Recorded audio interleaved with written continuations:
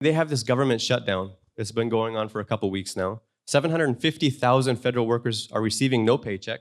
They still have to pay rent. They still have to pay their bills and feed their family. Trump is even saying that some of the furloughed workers are not going to receive their back pay. They're making use of this shutdown to lay off more workers. The DOGE cuts have amounted to 300,000 job cuts since the beginning of the year. You know that in 1981, Ronald Reagan crushed the air traffic controllers. This was a famous defeat for the American labor movement, the PATCO strike. That was over 11,000 striking workers that were just dismissed summarily. And that was considered a tipping point for American labor because the bosses looked at that and they said, these labor leaders aren't going to fight back. And they rolled over. They didn't step into the fight. And so they showed weakness in the sign of aggression, in the face of aggression. And the ruling class says, okay, we can move forward. And they have. They've decimated the labor movement in the years since then. It reduced the union membership in this country from 23 million to around 15 million today. Now, that was the loss of 11,000 jobs. Now we're talking about 300,000 loss in the highly unionized public sector since the beginning of this year. This should be a sign for the American labor leaders to say, you know, at some point we better do something here.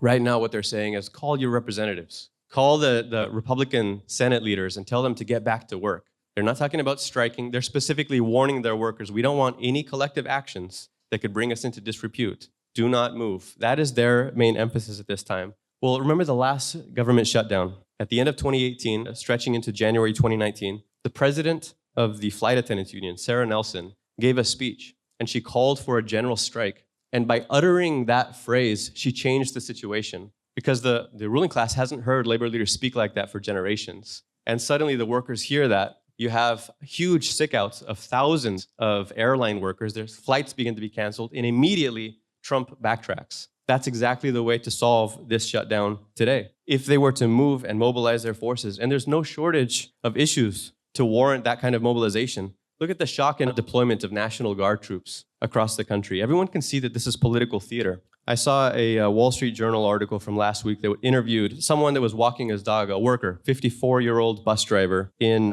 front of the ICE protests, where they're talking about mobilizing the National Guard. And he says, this is the quote from the worker. They asked him, what do you think about this mobilization of National Guard? He says, I think it's a desperate attempt to distract from the Epstein files, the bad economic data that's coming out, and the fact that the tariffs are failing. This is a perfect explanation from a worker of why Trump is trying to look tough at a time when he's actually weak. It's not the beginning of dictatorship. It's a distraction. It's not fascism. It's a farce.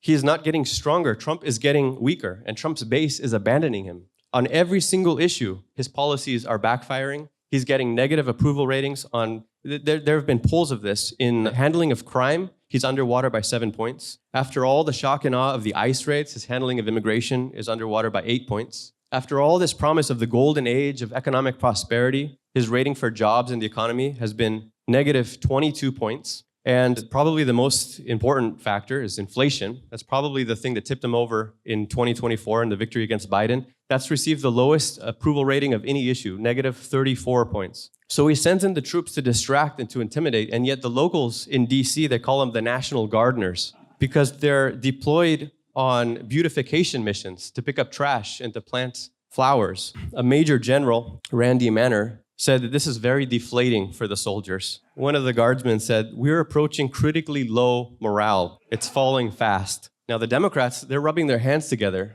with every move that Trump makes because they're hoping that this is going to help them in the midterms, but they're playing the same game. They punt this issue to the courts and they say, Trump is breaking the Constitution. But do they have any intention of fighting for the American working class? Do the Democrats say that the Republicans are going to cut healthcare? Do they have any intention of passing any kind of policy that's actually going to give access to healthcare for the 100 million Americans who can't afford it right now?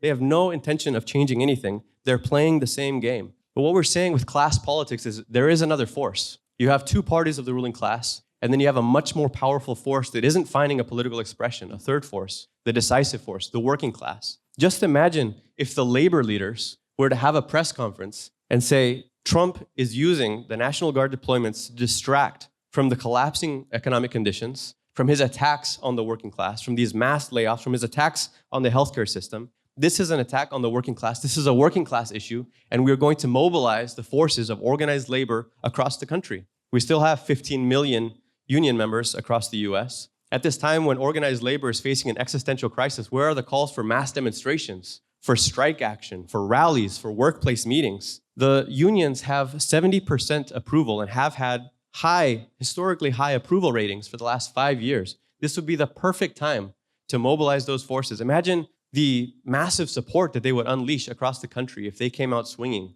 and said, we're going to fight back now. You have a crisis of leadership. There is a desperate vacuum of leadership. The working class is more powerful and actually more angry than ever before. That discontent has been building for decades. You have this universal rejection of the status quo, and it's looking for an outlet. And so far, the left has been completely ineffective at tapping into this. And this is the reason that you've had the rise of right populists. Right-wing demagogy has been the only organized force that's been tapping into this discontent and saying, you're right, your life is getting harder, society's on the wrong track, we're going to turn around. And they channel it into reactionary anti-immigrant sentiment and say that is the problem, that is the reason that your life is getting worse. They're using it to confuse and to divide. But so much of the anger that's fueling right populism, it's economic class discontent, pure and simple. This is not a mass movement of racists or fascist reaction. This is the rejection of a dominant status quo that has led to declining standards of living for decades, for economic stagnation. Most Trump voters don't want a culture war. They're not clamoring for ICE raids. They want better jobs, better working conditions. And that's why we don't fear MAGA. We don't fear right populism. We don't accept the culture war framing of it that says MAGA is the enemy. We don't accept the liberal alarmist attitude that says this is the beginning of a dictatorship. We explain we live under bourgeois democracy. This is a dictatorship of the rich already. The ruling class is the enemy. The capitalists, the bankers, the billionaires are the enemy. Their political parties, their institutions, their media are the enemy. And this is another element that separates us, the Revolutionary Communist International, from the prevalent outlook on the left, which treats this global phenomenon of right populism as a rightward shift in society. We've explained, look where this right populist phenomenon is going internationally. Look at you can see the rise of it, but where is it headed? These forces are going to get into power in country after country, and they're going to preside over a collapsing system. Italy shows where things are going to look a few steps down the road. If anything, Meloni's government is a more direct descendant of the Italian fascist movement, Fratelli d'Italia. She came into power with 16% support from the electorate. And now she is overseeing a government that's hated, an economy that is completely stagnant. There's no investment in industry. People are losing their jobs. And the government is forced to implement austerity while billions are spent on rearmament.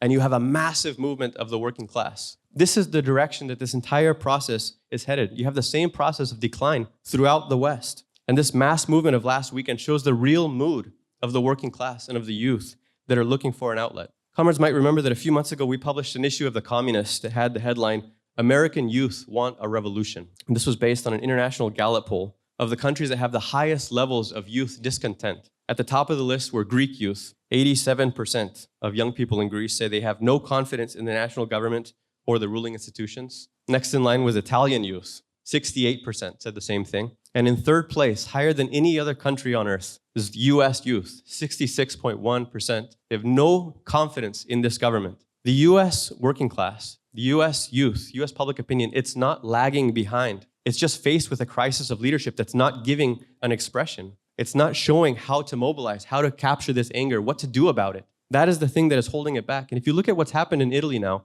we're celebrating this massive display of working class power, but that's not the end goal. I mean, what is needed right now in Italy is a massive force that says, okay, block everything, but what now? How do we bring down the Meloni government? How do we bring down these imperialist governments throughout Europe? What is the next step to this? We need a massive force with a presence in those workplaces that have been mobilizing that can explain a working class program, how to channel this discontent into an actual revolutionary uprising. You need a cadre organization. And having a mass movement like this doesn't immediately solve the problems for our Italian comrades. They've sold 5,000 papers in those demonstrations last Friday. Those kinds of events are coming for the US, and that kind of public audience, that kind of demand for perspectives is already present. We see it everywhere we go. But we need cadres that can explain what is happening, what is the nature of this revolutionary epoch, what do we mean by this crisis of capitalism. Lenin's entire strategy, the forging of the Bolshevik Party, was based on explaining that this is not just an organizational task of gathering people together. It's not just the numbers. It is an ideological task of clarifying in the minds of those cadres the philosophy, the philosophical foundation of a Marxist worldview.